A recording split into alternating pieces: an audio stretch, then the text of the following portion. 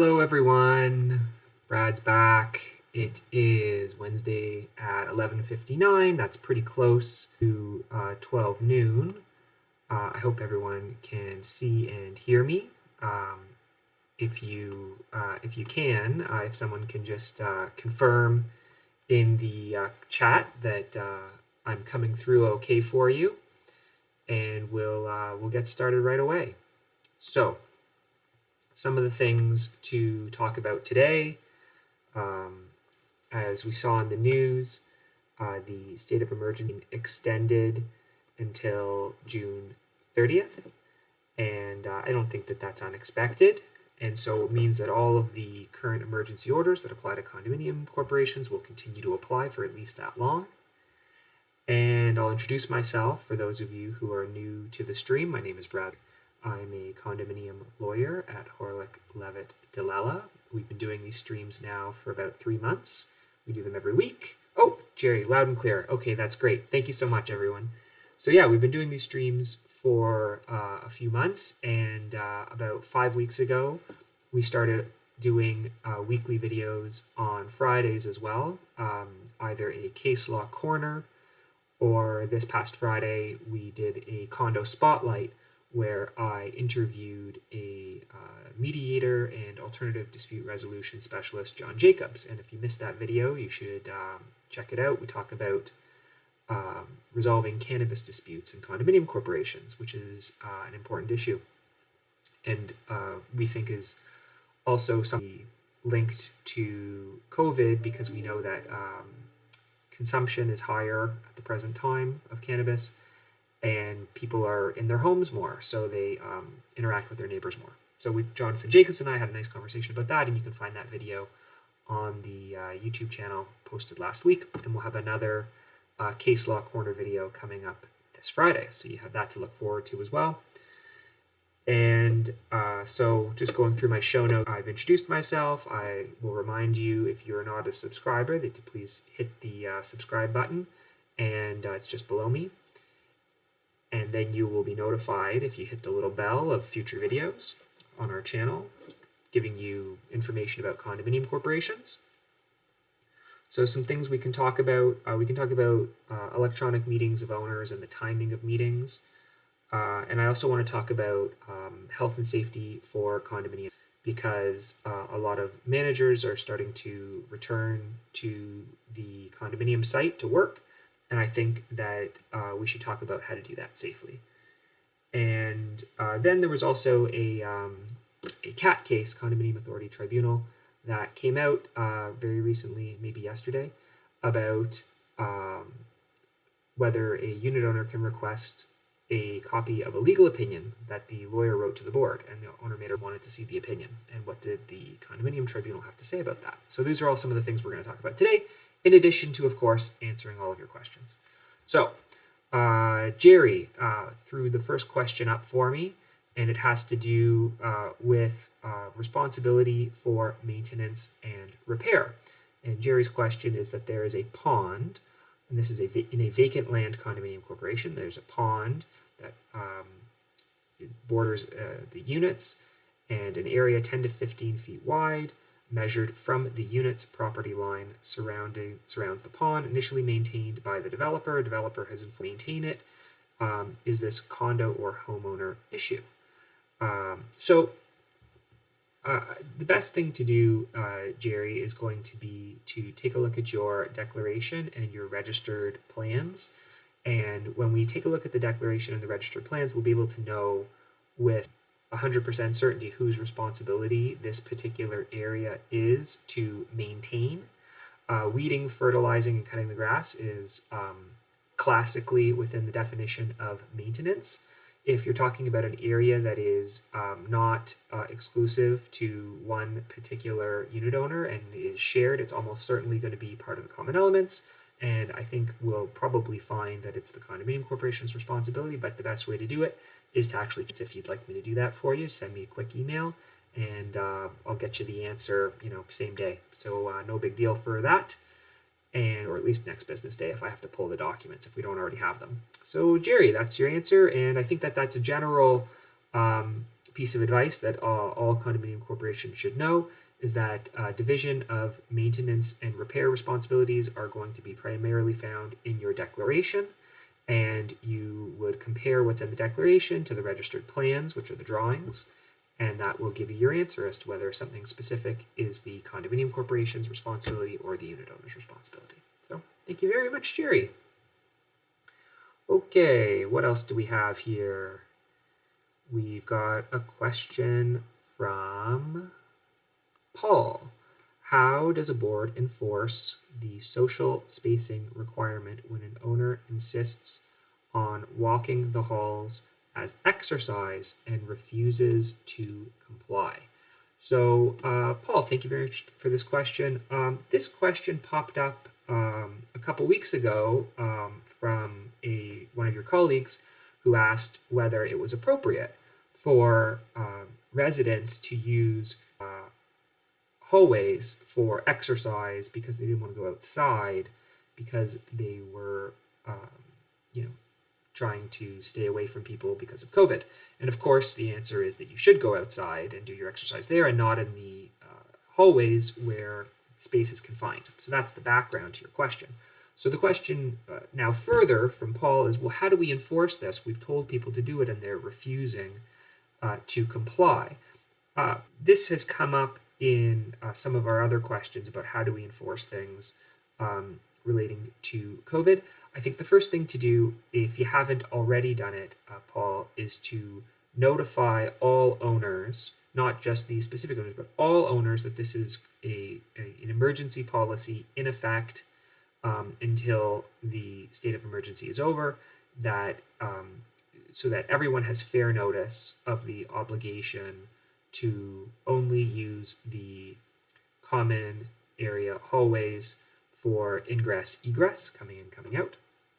And you might also consider whether having a mandatory requirement to wear masks in the hallways and elevators. Also, if you decide that, then you might have to be in a position to provide masks to people who don't have them, like disposable masks at the front desk.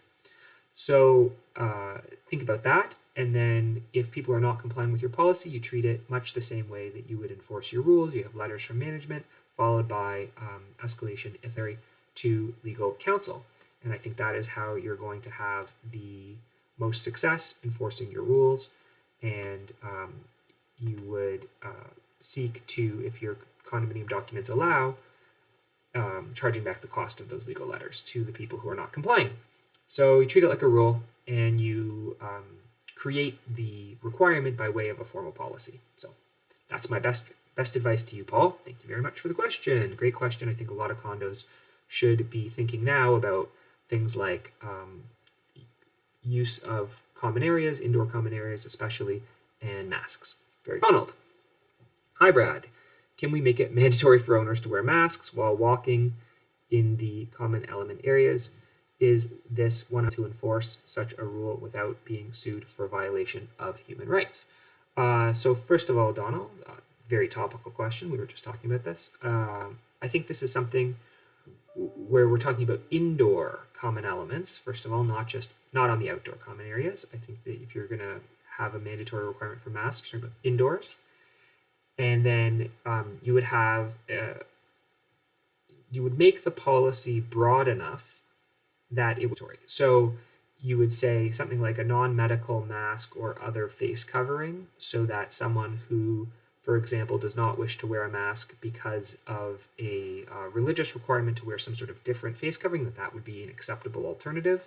And then the other human rights issues would be you might want to have small children, and for anyone who can't wear a mask because they have some sort of existing breathing condition that would make wearing a mask unsafe.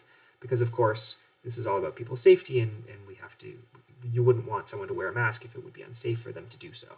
So I don't think, if the policy is drafted correctly, I don't think it would violate anyone's human rights.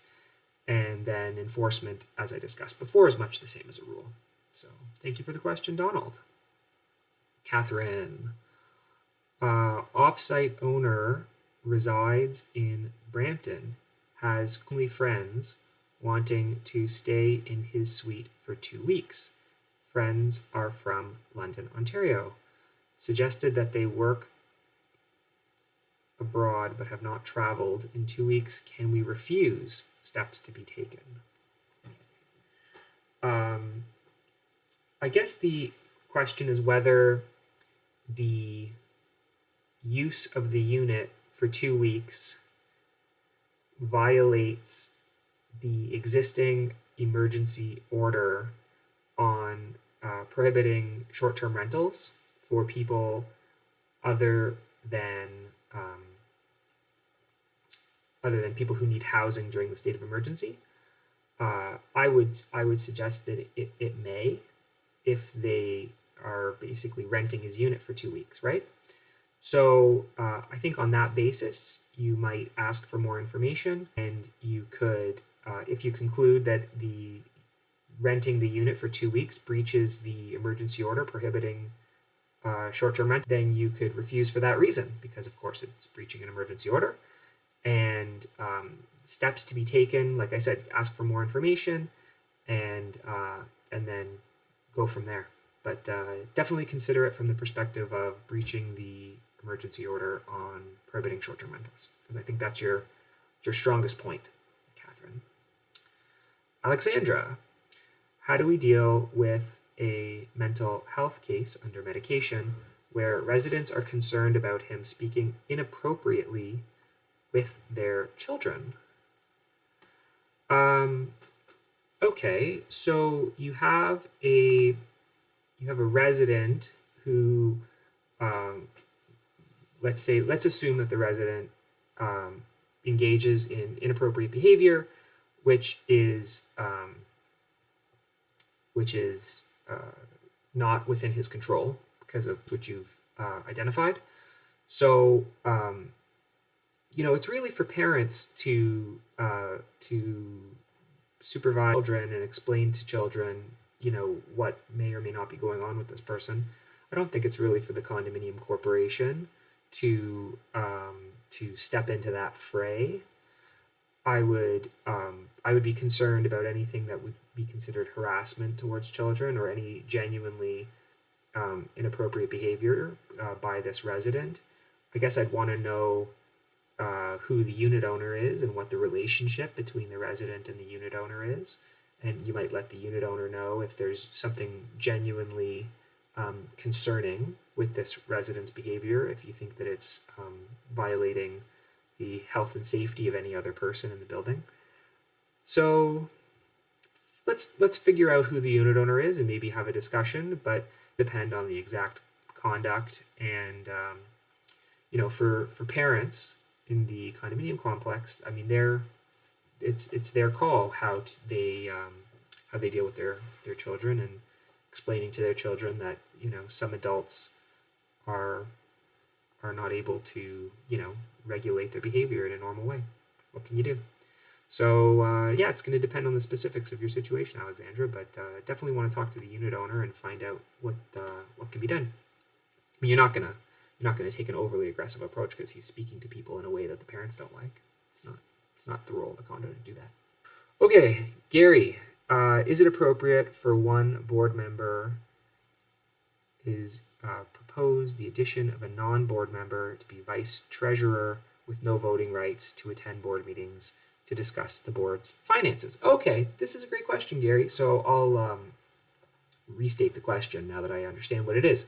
The question is whether it is appropriate to have someone who is not a director, not an elected director, be an officer of the condominium corporation. So you're going to look at your bylaw, and you're going to see the qualifications for officers, if any.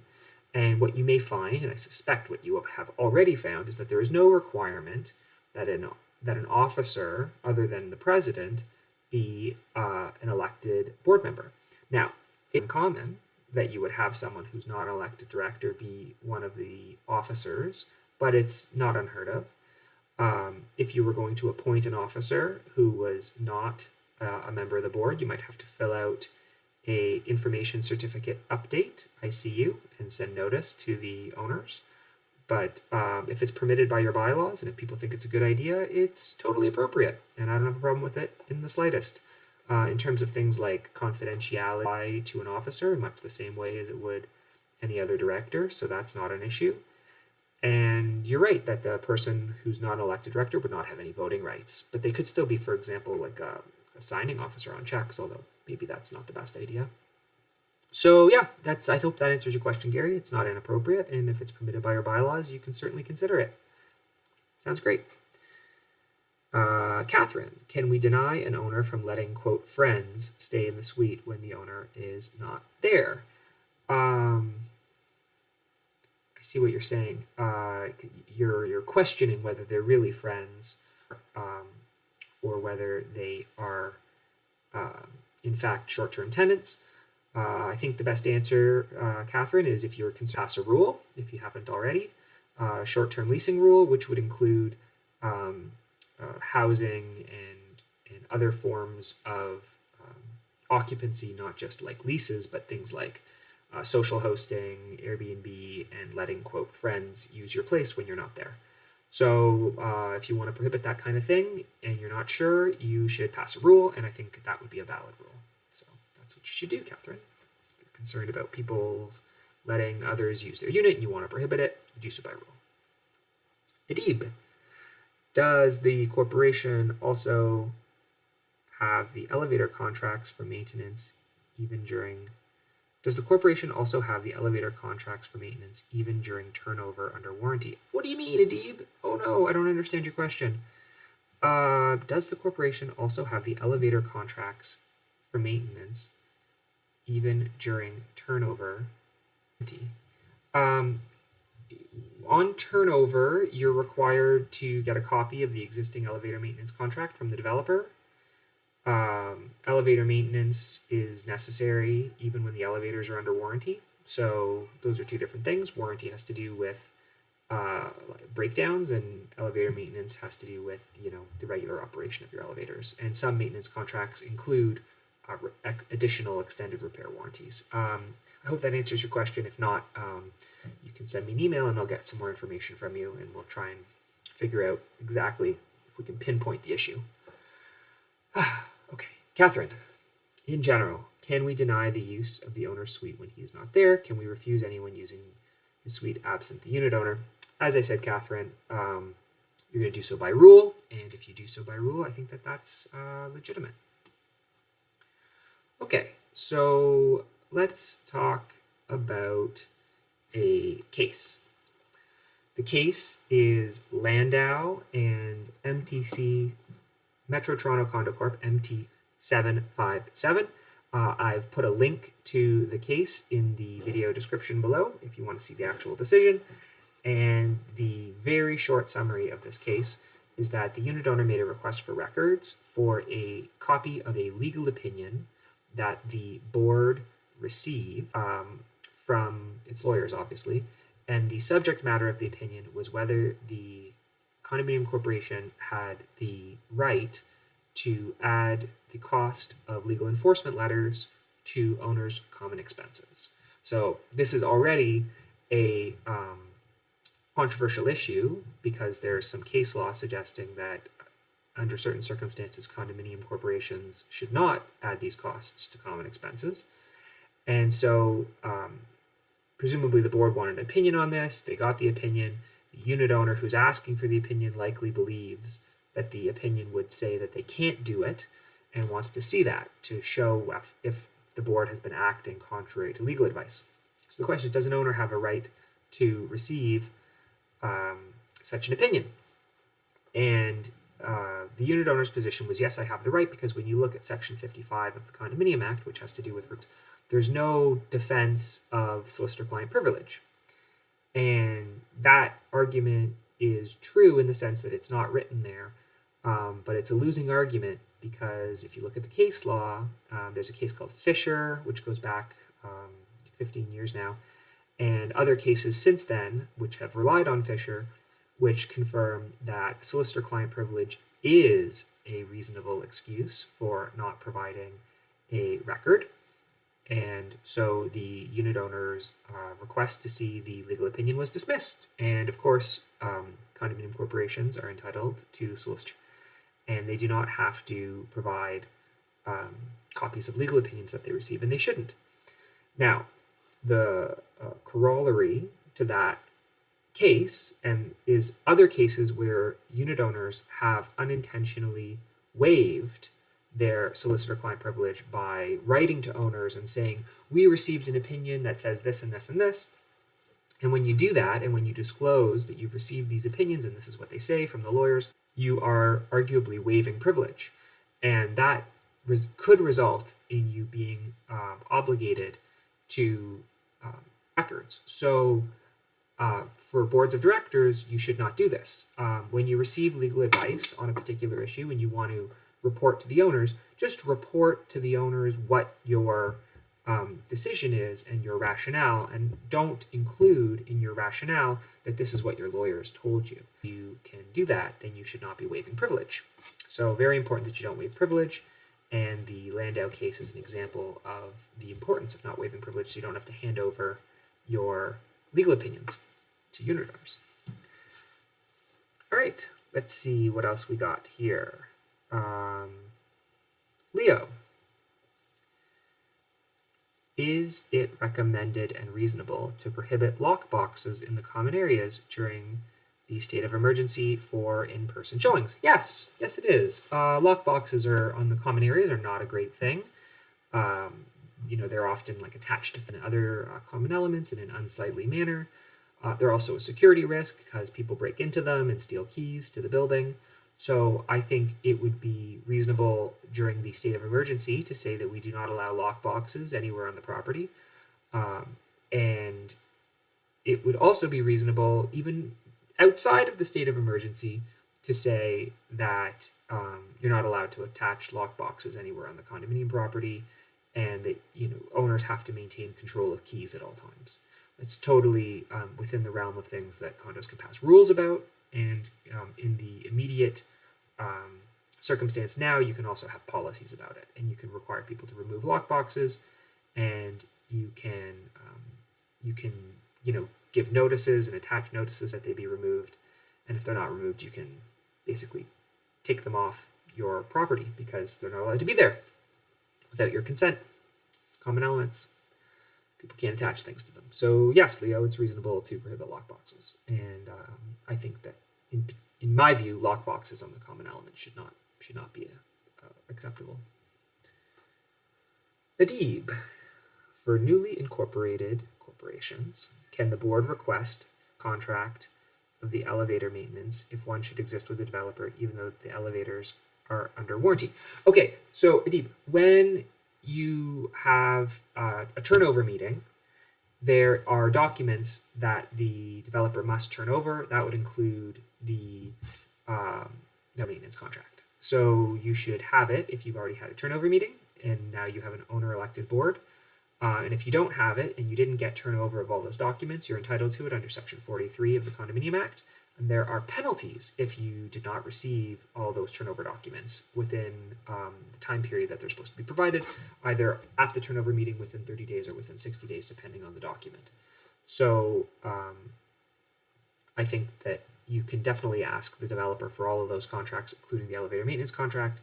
And the fact that the elevators are under warranty is separate and apart from the maintenance of the elevators. Question: would there be a contract that would define this and the developer would have transferred to the corp to request a review? Yeah, elevators have elevator maintenance contracts. You're required to do elevator maintenance under the TSSA. So this is definitely something that exists in your corporation. You would have maintenance law in the elevator machine rooms and things like that that have to be available for TSSA inspections. And so so you could even just go and look in the elevator machine room and see who's signing the maintenance logs and call the maintenance company directly and get a copy of the maintenance contract if you don't have it. So talk to who's doing your elevator maintenance and find out. But you can get it from the developer. You should be also able to get it from the maintenance company. So best of luck, Adib, and you're very welcome. Yeah. So that's a lot of information about elevators. Okay, we talked about cat cases. And I want to know if anyone in the chat is planning to hold an electronic meeting. I would love to know this. Are electronic meetings something? Yeah, Adib, you can throw your question out. Are electronic meetings something that people are doing? And if you're planning on doing them, who are you using, and what have you thought about it? Would love to get that information. We can start talking about electronic meetings. That would be great. Okay, Carrie's got a question. Once the state of emergency is lifted, corporations have 90 days to hold AGM. If necessary, can a corporation hold that meeting electronically if it does not currently have a bylaw? Yes. Yes. About the rules and the regulations with respect to the state of emergency and postponed AGMs and electronic meetings will continue to remain in place for 120 days after the state of emergency ends. So that means even if you haven't passed a bylaw, now you're required to have your AGM within 90 days of the state of emergency ending, if the relevant time periods apply to you, and then you could have that meeting electronically. Now, it may be, let's say your meeting was postponed, right? So you were supposed to have your AGM in June, and now the state of emergency ends September 1st, and now you have 90 days, so till November to have your AGM. So you have your AGM in November sometime, and you decide to do it electronically in accordance with the emergency order. And so that's great, but now you've got to start thinking about your 2021 AGM, and maybe you want to have your 2021 AGM electronically as well. And if that's the case, then you should be a electronic meetings bylaw, and the best time to do it is in your 2020 AGM and not later, because otherwise you're going to have that in-person meeting to get the bylaw passed, which you don't want to have to do. So I would say if you're thinking about having electronic meetings, you don't know, or we don't know for how many, years electronic meetings are going to be the norm, if not just forever. And so you should pass that electronic meeting bylaw anyways, even though you can have your 2020 meeting without it, but not future meetings. So I hope that answers your question, Carrie. And I really think that electronic meetings are going to be the way of the future, just based on people's increased acceptance and familiarity of video conferencing that people have sort of adopted over the last 3 or 4 months. So to me, it seems like the right thing to do. And even if you don't use it, at least you've got it there. And hope that answers your question.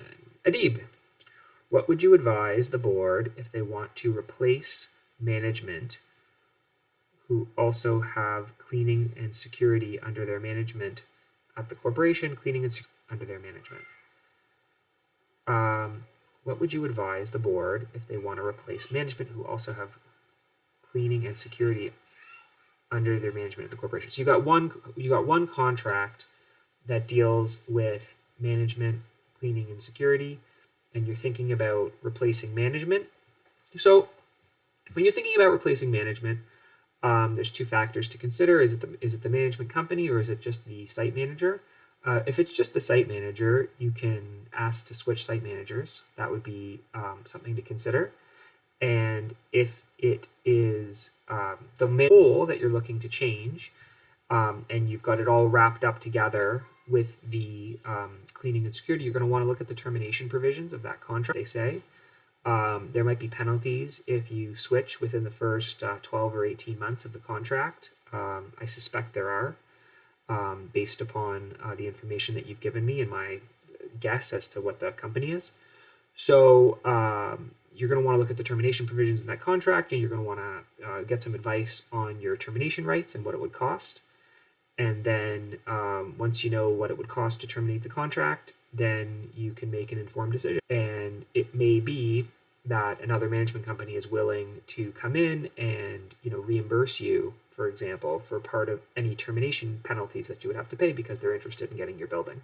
And these are things that we can talk about, all of your different options financially for switching management. And if your question is about, well, can we keep the cleaning and the security and not the manager? I'd have to look at the contract and see. It seems totally possible. I don't know why not. But if they're all offered as a package, then changing cleaners and security has its own set of concerns, and then you might have to offer people jobs with your new security company and your new cleaning company, and anyways, there's a lot to it. So if you're interested in getting all the details, then look at the specifics of your contract. But lots to think about, including employment standards and whether you have to offer people jobs, the cleaners and the security company, as well as just dealing with the property management contract itself and its termination terms. Donald, how about if 80% of the residents are elderly in the building and don't know how to use a computer and have no access to one? How should we handle the AGM? Can't be done virtual, right? I wouldn't assume that just because people are older, they don't know how to use a computer or one. They might be able to do it on their cell phones. You could also have it set up electronically so that people can participate by phone call, like they can just be on the phone and not on video. And I think that all of those options exist for communities with a lot of older residents. So, but even still, if people would still, it would never work for whatever reason to have an electronic meeting that the owners just wouldn't be happy, then of course don't have one, right? So we're only interested in doing what works for your community, and it might mean that if you are having to have an in-person meeting and not a virtual meeting, that you should still give people the option to watch the meeting virtually. So you could still do that. So for people who don't want to come in person, they have the option to watch it virtually. And then you would, of course, just encourage people to submit proxies and not come in person if possible, so that you're reducing the number of people there, you're maximizing the social distancing, or physical distancing rather, putting the chairs all 2 meters apart. And of course you can't do this until the state of emergency is over and gatherings of large groups of people are once again permitted, because right now we're still in the no more than 5 people in a social gathering, which includes a meeting of condominium corporations. So, Mr. Donald, I know you've got a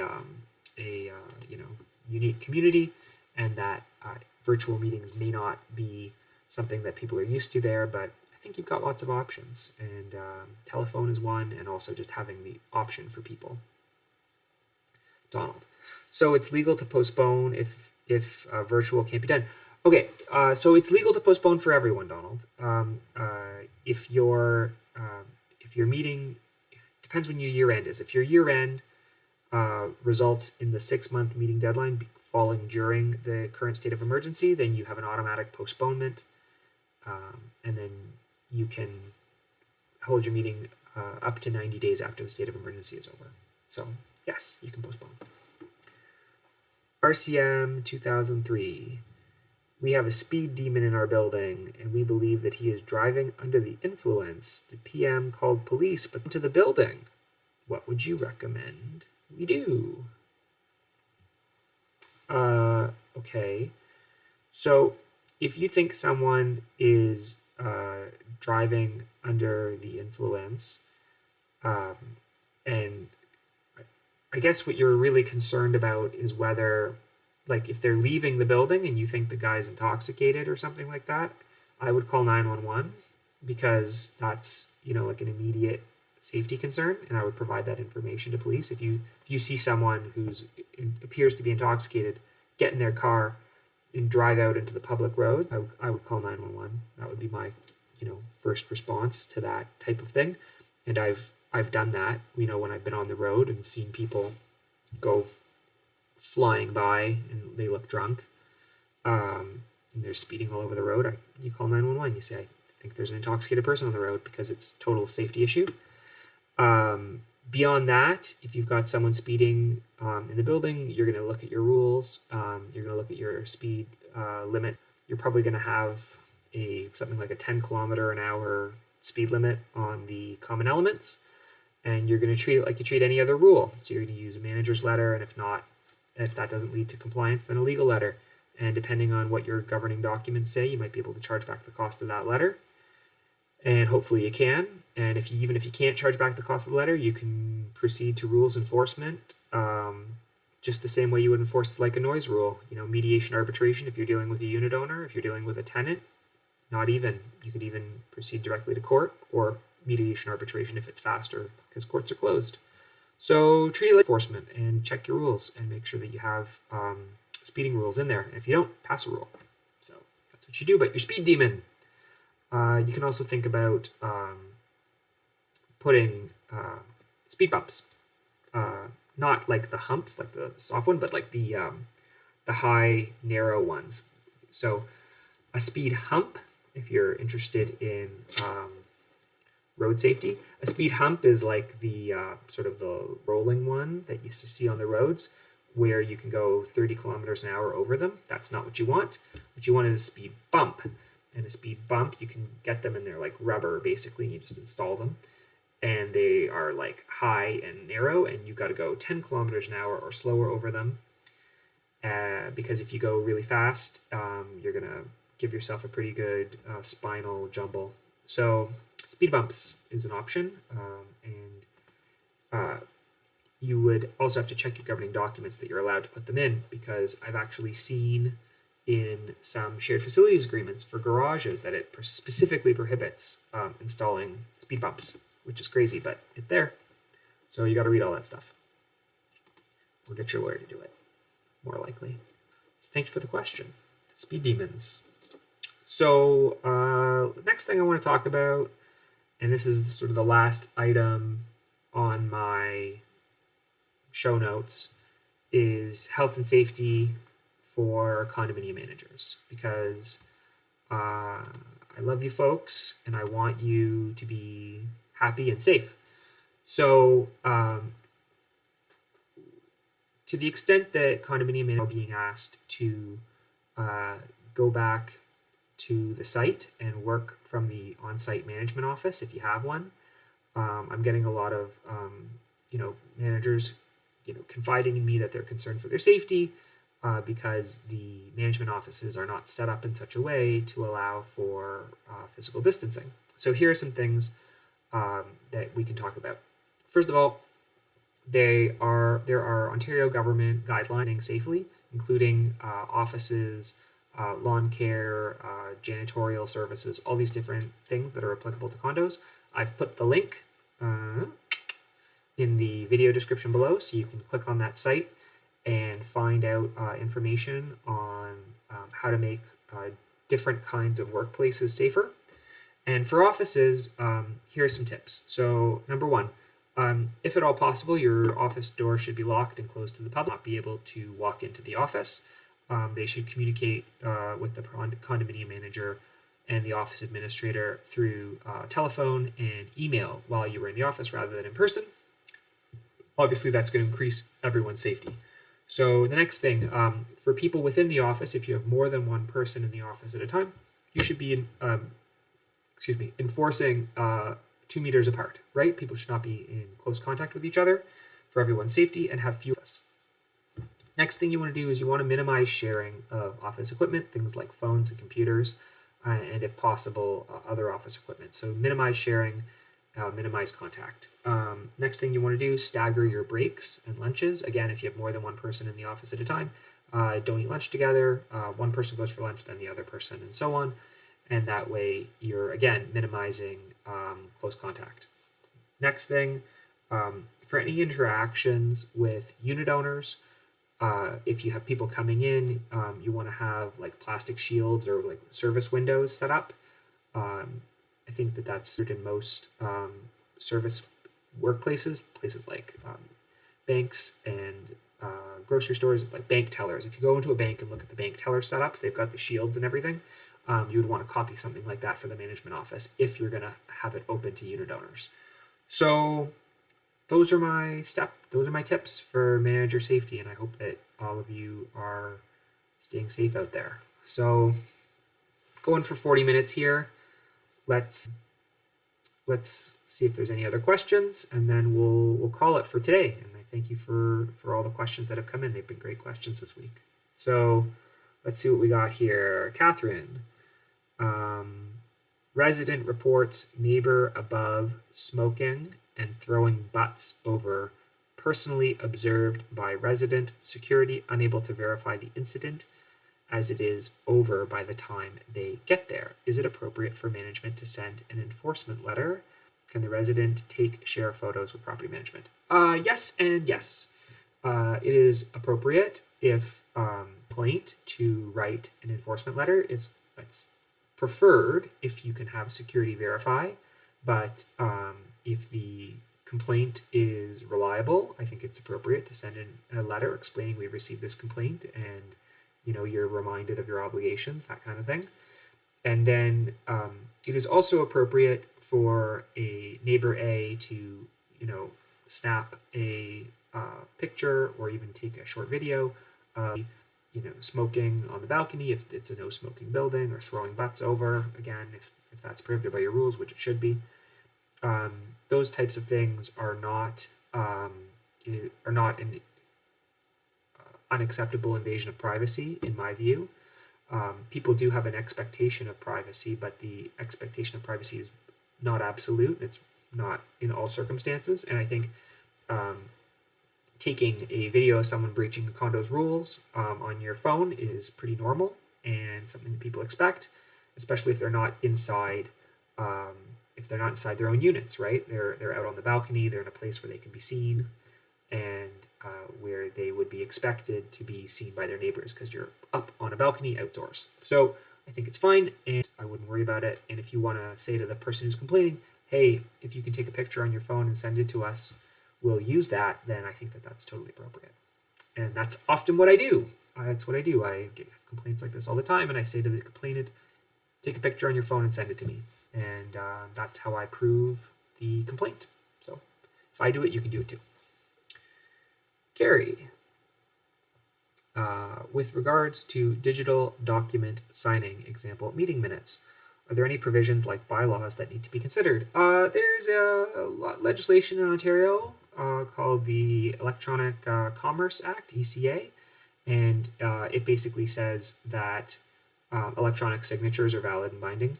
So there's documents have to be signed using something called like a verified signature, which is like encrypted and has all this stuff.